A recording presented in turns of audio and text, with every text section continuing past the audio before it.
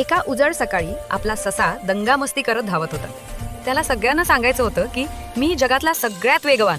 आणि तिथेच आपला शांत गोड कासव हळूच चालत होता. ससा म्हणाला, अरे कासवा, तू इतका हळू का रे?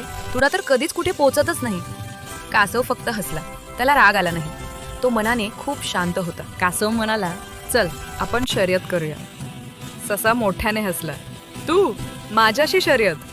चालेल, मी तर क्षणात जिंकणार. शर्यत सुरू झाली. ससा धप्पाधप उड्या मारत पुढे पळून गेला. कासव मात्र शांतपणे हळूहळू पण थांबून न जाता पुढे जात होता. ससाने मागे पाहिलं. अरे वा, कासव तर खूपच मागे. तो म्हणाला, थोडीशी झोप घेतली तरी मी नक्की जिंकणार. आणि तो झाडाखाली सुखाने झोपला. कासवाने ससाला झोपलेलं पाहिलं, पण तो थांबला नाही. तो म्हणाला, हळूहळू जाऊ, पण थांबायचं नाही. आणि तो पुढे चालत राहिला. ससा जागा झाला आणि अरे देवा, कासव तर जवळपास फिनिश लाईनवर पोहोचला होता. ससा घाबरला. मला धापायला पाहिजे. आणि तो जोरात धावू लागला. कासवाने आपली छोटी छोटी पावलं टाकत फिनिश लाईन पार केली.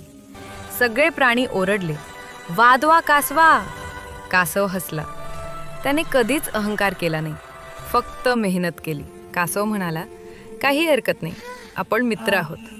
दोघेही हसले.